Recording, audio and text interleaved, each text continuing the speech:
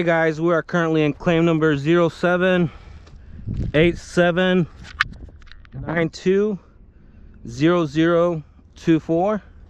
We are currently in the front slope where you can see where we have a wind crease shingle, a missing shingle here due to the wind damage.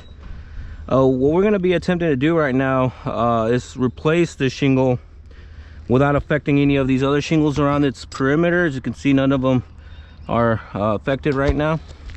Now the shingle does start right here and it ends here, and we are going to be using an insurance approved tool here. As you can see, we're using the snake bar, and we're going to be as gentle as possible. Again, and we're going to be attempting to do this without affecting any of the other shingles around its perimeter.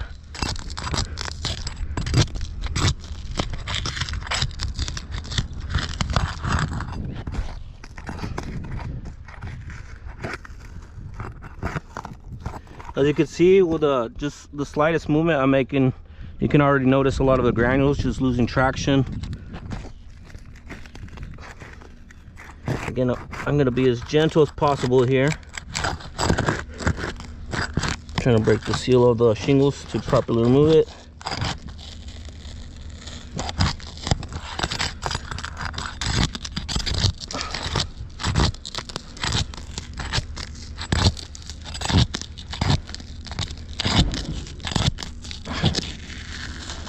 Again, I am being as gentle as possible here. The shingles are tearing due to the brittleness of the shingle.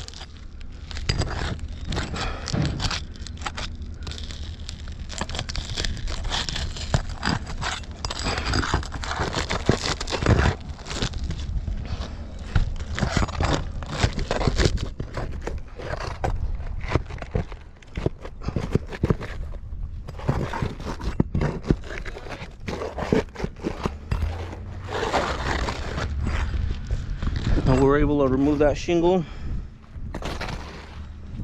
Now what we also need to make sure we do here is we remove all the nails around this perimeter and make sure there's no nail pops, and that we can properly tuck in this new shingle. If we don't remove all the nails right here, we won't be able to tuck in that new shingle.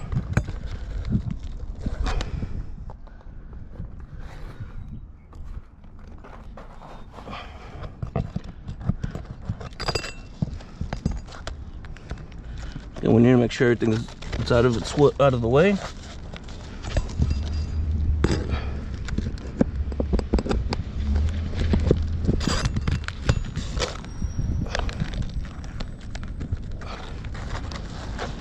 Again, it's absolutely necessary we clear the space.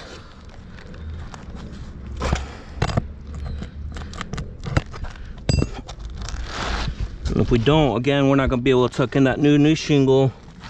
And we will also be having future nail pops here. I've got one nail right here. Now, one thing I would like to notate before even tucking in this new shingle, and I'll go ahead and take photos of it as well, is all the mat transferred. So whenever trying to re-adhere the new shingle, this mat transfer won't actually let the shingle properly adhere. And not only is it on this end where we took off that old shingle, but it's also on these shingles. You can see some map transfer here. Again, I'll go ahead and take photos, submit to you guys. This one has it really bad here.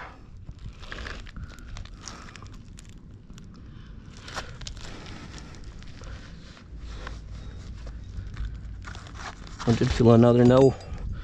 Again, if we don't remove these nails, I'm not going to be able to tuck in that new shingle. It feels like we can tuck in that new shingle now.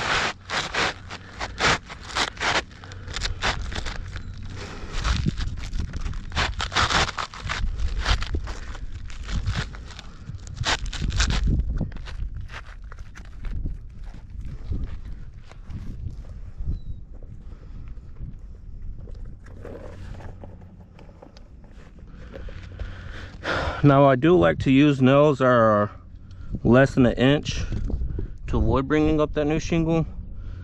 As you can see here, we're using smaller nails, and that's to avoid to bring up the shingle so much. But I do want you to notate how all these granules are just racing down whenever I'm just hammering down the new nail.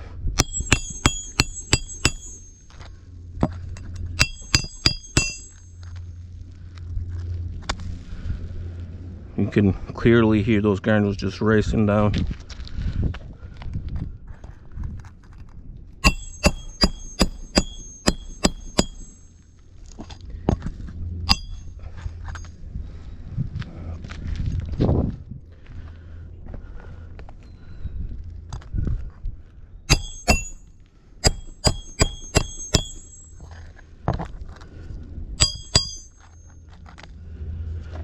Now we do need to make sure all the nails are back. All the nails we removed, we need to make sure they're back. If not, these shingles can easily fly away.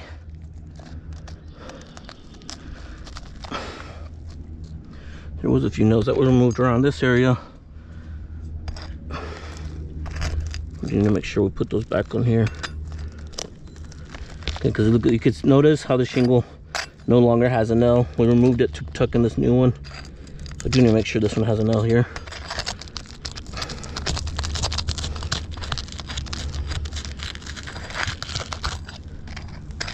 As notated, you can see where I removed that other nail.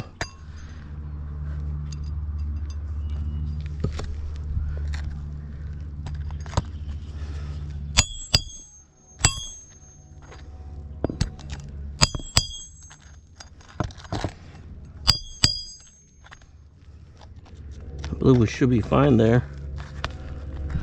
But I do want you to notate all the granules that lost traction and all the new creases that were created. Because for those reasons, I'm actually can't warranty this repair, and I'll actually be deeming this roof non-repairable. You can see this crease right here wasn't previously there. This shingle has a pretty bad hole right here where we removed the other one. There's a pretty bad crease right here that wasn't previously there neither. So for all these reasons, I actually would deem this roof non-repairable. There's another crease that wasn't there either.